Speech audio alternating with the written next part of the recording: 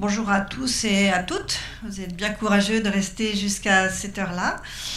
Voilà. Donc avec Kinga, on a choisi, pour essayer de recentrer un petit peu tout ce que vous avez vécu aujourd'hui, de présenter une situation clinique au travers de laquelle vous allez pouvoir nous voir naviguer toutes les deux un petit peu dans les difficultés, aussi dans beaucoup de plaisir de travailler ensemble. Donc vous allez nous voir toutes les deux et puis toutes les équipes, tous les professionnels qui ont rencontré ces parents et ces bébés au cours de la grossesse, ensuite de couche et puis dans les premiers mois de vie de ce bébé. Alors tout d'abord, on a choisi de changer un tout petit peu le titre, voilà, et l'affiche nous a inspirés. Ils se sont dit que peut-être c'était une prise en main du continuum parent-bébé centré sur le corps pour libérer la parole à plusieurs voix et pas seulement dans le cabinet d'IPSY autour des situations de grande vulnérabilité. Et je vais tout de suite passer la parole à Kinga. On avait beaucoup de choix de situations cliniques, puis on s'est dit qu'on allait prendre une des situations cliniques que nous rencontrons le plus fréquemment. Aujourd'hui, on a vu cet après-midi beaucoup de situations cliniques assez exceptionnelles pour essayer de voir comment on peut organiser une prévention, en tout cas en tant que moi, pédopsychiatre, des troubles qui vont apparaître dans le développement de l'enfant et si on peut essayer de construire un giron professionnel pour les repérer extrêmement tôt et surtout organiser des prises en charge avec les parents au centre. Bonjour à toutes, bonjour à tous. Je remercie Jacques Matteux de m'avoir invitée. Alors pendant mes études, j'ai appris la mécanique obstétricale, la physiologie de l'accouchement. Et puis quand je me suis retrouvée sur le terrain, en salle d'accouchement, j'ai été rapidement étonnée par la place très restreinte que l'on laissait au père. Sous-entendu une chaise, peu confortable. Ce père se trouvait souvent immobile pendant toute la durée du travail. Et finalement, j'étais beaucoup plus à l'aise au moment de la naissance où je pouvais m'adresser à lui en lui demandant d'accompagner sa femme pour bien la positionner au moment des efforts de poussée. Puis je me suis installée en cabinet libéral et donc j'ai reçu le couple parental en anténatal, installé confortablement sur des canapés avec des grands coussins. Et puis je me suis préoccupée de répondre à leurs questionnements, souvent très théoriques. Et je me suis rendu compte que finalement la théorie ne suffisait pas pour toutes les patientes. Notamment pour les patientes vulnérables, donc comme vous l'avez dit, que j'ai rencontrées lors de ma pratique de sage-femme de coordination me poser beaucoup de questions. Je m'astreignais à y répondre et elle revenait la semaine suivante avec d'autres questionnements. Et je me suis rendu compte que finalement, ces informations théoriques n'étaient pas forcément suffisantes pour qu'elle soit en confiance, pour bien accoucher. C'est à partir de ce moment-là que je me suis tournée vers l'autonomie, ce qui m'a permis finalement d'être beaucoup plus à l'aise avec les couples et puis de travailler posturalement. C'est ainsi que je rencontre Madame T, tu l'appelais Madame A, bon, peu importe, Madame A, que je vois pour la première fois à mon cabinet. Elle a 28 ans, elle a un visage angélique, poupin. Elle fait très attention à sa présentation et est très vigilante aux mots qu'elle emploie. Elle est beaucoup dans la retenue de ce que je ressens. Elle me donne vraiment l'impression d'être une Madame tout va bien. Elle me dit que cette grossesse arrive à point nommé, après un CDI, un achat de leur logement principal. Et donc je vais m'entretenir avec elle pour la première fois avec l'aide d'un outil qui m'est très précieux, qui est l'entretien prénatal précoce, qui me permet au final de vraiment avoir l'histoire de la famille dans laquelle cet enfant va être accueilli, et ce qui me permet de poser des questions notamment sur comment l'annonce de la grossesse a été accueillie par la famille élargie. Et c'est à ce moment-là que cette jeune femme va immédiatement me rapporter le suicide de sa propre mère lorsqu'elle avait 18 ans. Et à partir de ce moment-là, ne plus cesser que de me parler de ce décès, de toute cette tristesse, de cette mélancolie qui l'accompagne encore, sur cet événement qui, me semble-t-il, à ce moment-là, est encore très traumatique. Finalement, elle vient me voir pour faire de l'aptonomie, et donc je vais la revoir une semaine après, à 21 semaines d'aménorrhée. Cette fois-ci en couple. J'ai oublié de vous dire, elle vient seule à cette séance. J'ai vraiment le sentiment que cette grossesse réveille des angoisses très précocement autour de l'accueil de cet enfant. Mais à ce moment-là, elle ne me le présente pas du tout comme ça. Donc, je les revois à 21 semaines en couple pour la séance d'aptonomie. Effectivement, le père ne sait pas comment placer ses mains sur le giron. Je les guide d'abord en position debout, puis allongée dans des mouvements de bercement. Et très rapidement, la jeune femme va être tendue et des contractions utérines vont apparaître. Et je perçois à ce moment-là, à travers ces sensations corporelles, qu'ils sont tous les deux finalement mal à l'aise, comme s'ils n'avaient pas l'habitude de se toucher. Lors de la deuxième séance, c'est à ce moment-là, et pour la première fois, que le père va être très à l'aise avec le toucher. Il va aider madame à percevoir l'enfant qu'elle porte à travers les mains posées sur le giron. Ce toucher très enveloppant permet pour la première fois à cette jeune femme d'exprimer ses émotions. Elle va se mettre à pleurer. C'est visiblement la première fois qu'ils vivent quelque chose à trois. Nous sommes à ce moment-là à 24 semaines d'aménorrhée. Et j'ai le sentiment à ce moment-là que le toucher a permis à madame l'expression de ses émotions. Et c'est à partir de là et en présence de son conjoint que j'oriente madame vers la pédopsychiatre Marie Toubem. Elle se trouve en grande sécurité aux côtés de son conjoint et je reste persuadée que ça a favorisé l'orientation dans la mesure où ce conjoint va appuyer mon orientation. Puis pour les séances suivantes, madame T est toujours venue en couple.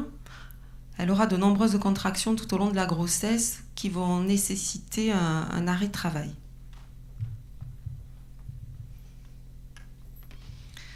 Voilà, donc Kinga m'appelle, et donc elle me dit j'aimerais bien que tu vois cette dame assez rapidement. Il n'y a pas d'élément majeur, mais elle a été surprise par cette libération d'émotions chez cette dame qui paraissait vraiment accueillir cette grossesse avec beaucoup de sourires apparents au départ. Et je vais utiliser un outil qu'on fait souvent, c'est de programmer un rendez-vous extrêmement rapidement dans ce moment d'ouverture, parce qu'elle me dit bien que ce papa, c'est surtout lui qui a soutenu la consultation, et par expérience, on sait que la porte peut rapidement se fermer si on n'agit pas dans ce moment d'ouverture. Avant les complications obstétricales, et puis surtout avant que les professionnels soient en difficulté relationnelle avec ce couple.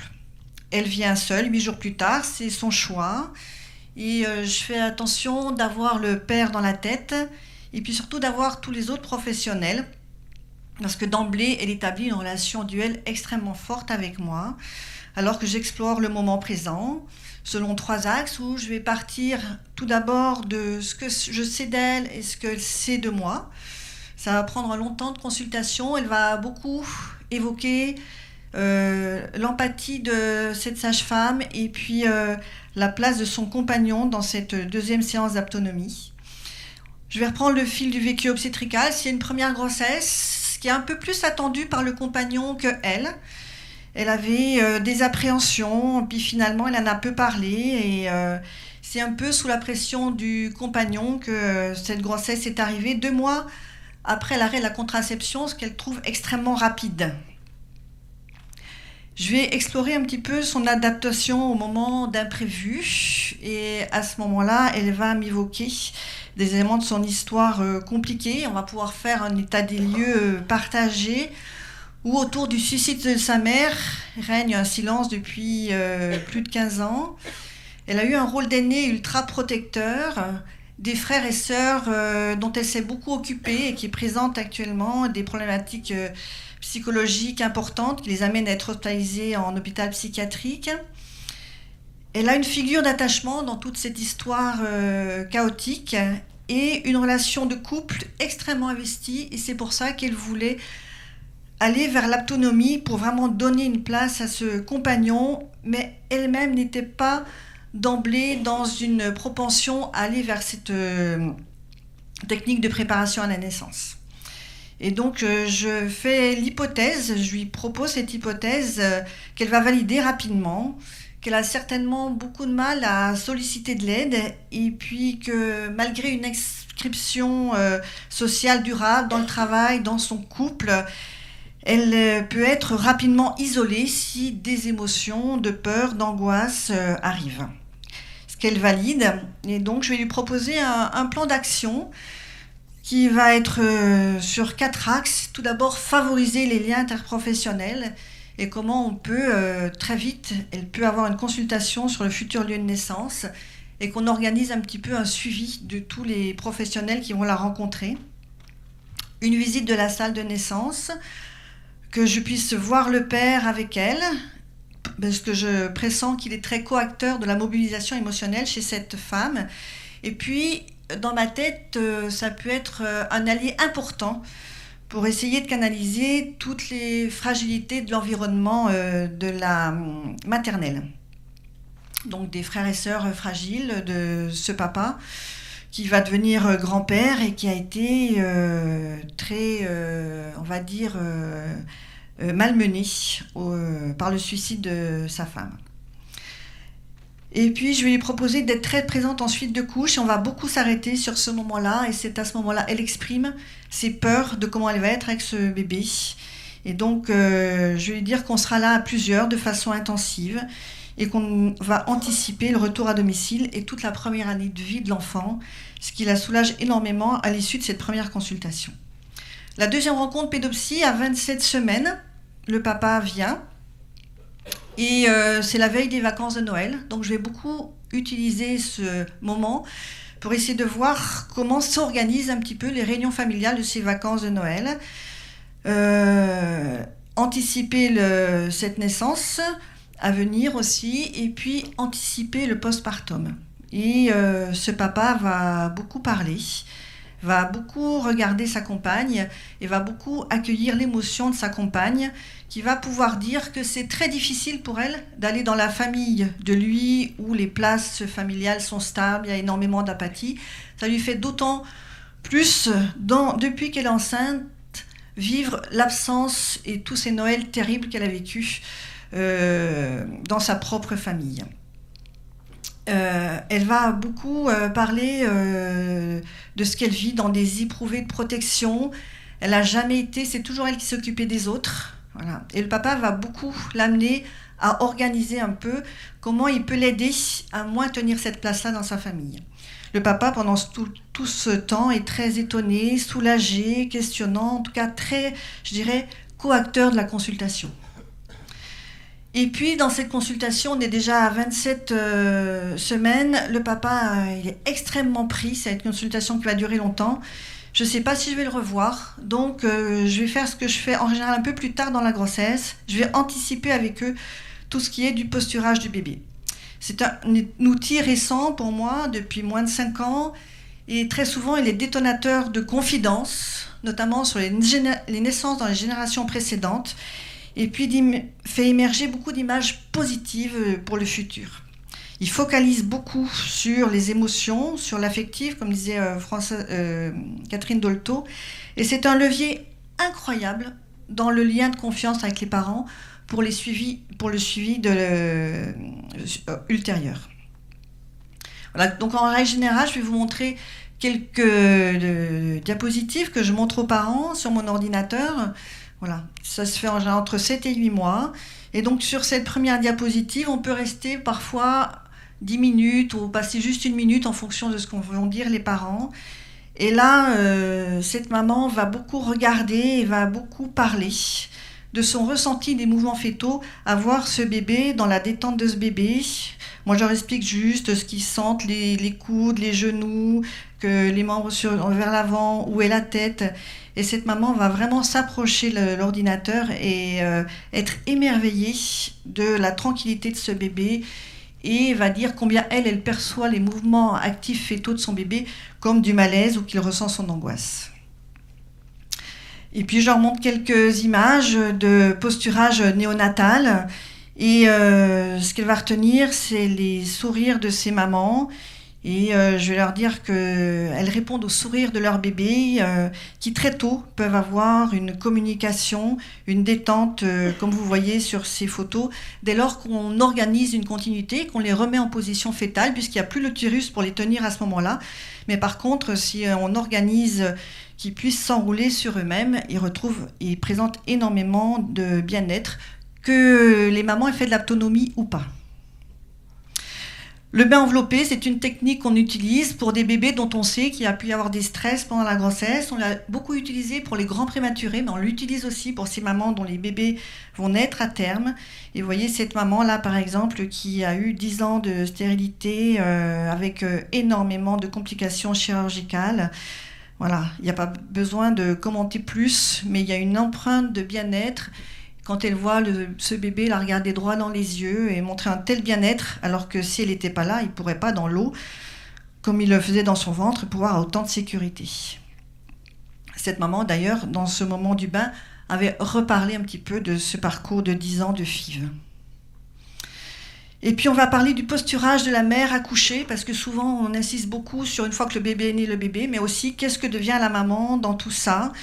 Et comment on va essayer qu'après l'épreuve de l'accouchement, qui n'est pas toujours une épreuve, mais en tout cas qui est un effort physique, qu'on peut comparer à un marathon, malgré toutes les techniques d'analgésie maintenant, mais il y a quand même tout ce qui va engager l'affectif dans ce moment-là. Et donc pour pouvoir porter les bras de la maman, porter les jambes de la maman, et les papas sont souvent extrêmement émus sur cette diapositive, et ils vont dire « j'y avais pas pensé ». On parle souvent, comme Ingrid Baillot parle du 4e trimestre de grossesse, et on peut à ce moment-là anticiper un peu qu'une fois de retour à la maison, eh ben, ils ne vont pas retrouver leur dame comme avant qu'elles soient enceintes, mais qu'il va avoir organisé de pouvoir qu'il y ait des gens pour faire le ménage, qu'il y ait des gens pour aller acheter l'alimentation chez Picard ou autre. Mais en tout cas, c'est une diapositive, on reste souvent très longtemps sur cette diapositive. Et puis celle-là, le bébé classique, quand il naît à terme, il est tout habillé de pied en cap avec les habits de la belle-mère. Et donc on va leur proposer, plutôt qu'il soit comme ça, qu'il soit dans les bras du papa ou de la maman, en peau à peau, avec une petite couverture pour pas qu'il se refroidisse, voilà. Et vous pouvez apercevoir sur le visage de ce papa le flash de cytocine. Vous savez que l'ocytocine, c'est l'hormone qui permet qu'on s'adapte aux événements, qu'on soit moins agressif. Et je peux vous dire qu'il y a beaucoup moins d'agressivité dans les maternités si vous mettez les bébés en peau à peau. C'est pas simple à faire changer les habitudes. Ça donne une image de sécurité. Ce papa, pour faire le lien avec la présentation précédente, ils avaient traversé beaucoup de questionnements sur l'annonce d'un bébé trisomique et puis sur est-ce qu'ils gardaient ce bébé, est-ce qu'ils ne gardaient pas ce bébé trisomique. Et donc j'avais vu ce couple, il y avait eu l'interruption médicale de grossesse 1 an et demi avant pour une petite fille trisomique et ils accueillaient cette petite fille après.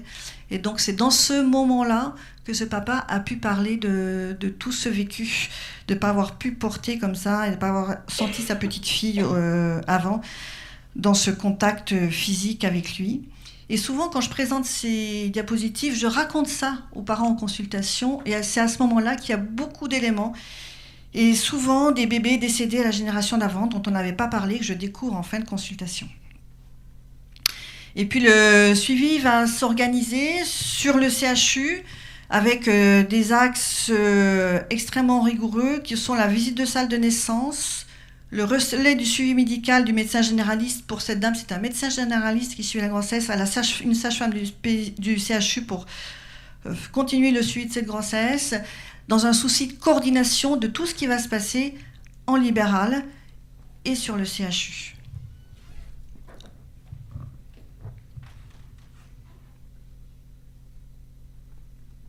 Alors donc, elle accouchera à 36 semaines et 2 jours d'un bébé de 2,350 kg.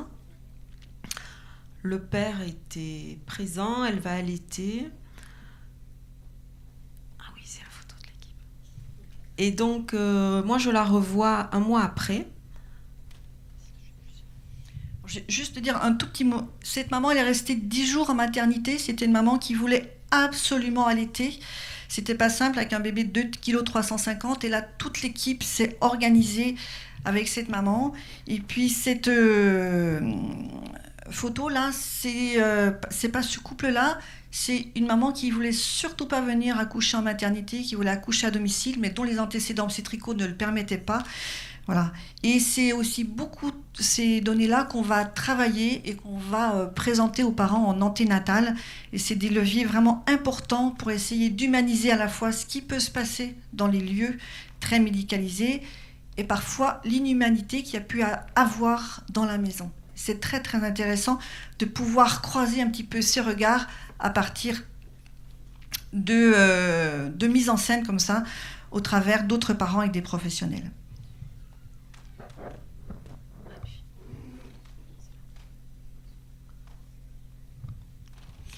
Alors, dernière chose, on a utilisé ce cas clinique pour dire aussi un outil qu'on utilise beaucoup, c'est de pouvoir, avant que les mamans sortent en maternité, maintenant c'est plus compliqué parce que parfois c'est plus souvent à J3 qu'à J10 qu'elles le font, pour prévenir des hémorragies émotionnelles à distance dans la relation avec l'enfant, c'est d'avoir une vigilance sur ce qui s'est passé dans les différents vécus charnières de la grossesse, notamment au moment de la découverte de la grossesse et du suivi, dans le vécu de l'accouchement et surtout dans le vécu de la rencontre avec l'enfant. Alors ça peut être moi qui peux faire ça, mais ça peut être une auxiliaire de puériculture, ça peut être une sage-femme. C'est souvent des mamans qui vont aller parler la nuit, dans des moments où les bébés vont beaucoup pleurer, vont être en difficulté, et comment dans les liens interéquipes, on va pouvoir faire une synthèse de tout ça pour se dire, cette maman, il n'y a pas besoin, il n'y a pas un moment de son vécu qui est resté non partagé avant qu'elle sorte de la maternité.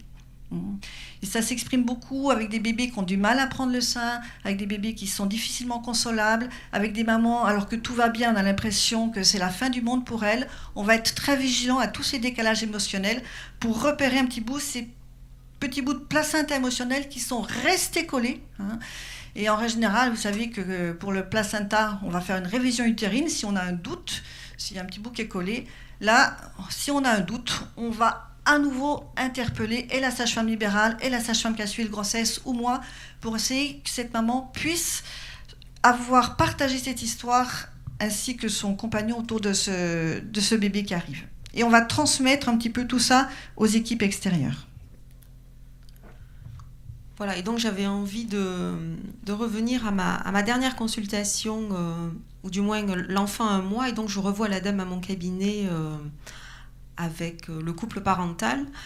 Et cette fois-ci, je vais lui demander un petit peu ce qu'elle a vécu autour des séances de préparation. Et c'est la première fois qu'elle va arriver à me dire quelque chose que j'avais envie de vous retranscrire. Elle me dit, je touchais, avant de faire la première séance d'autonomie, je touchais mon ventre mais pas l'enfant. Cela m'a fait bizarre que mon mari me touche de cette façon-là.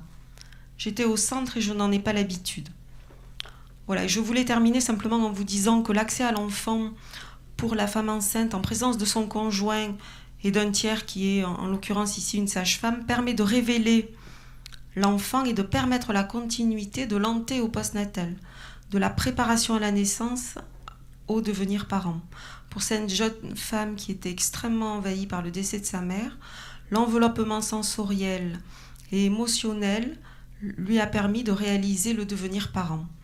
Et lorsqu'on a préparé ce travail avec Rosemary, elle a évoqué l'idée que finalement, si les professionnels n'avaient pas été reliés, comme nous l'avons été, entre les professionnels du champ libéral et de l'hospitalisation, de la maternité, il est possible que cette maman ait accouché beaucoup plus prématurément. Merci de votre attention.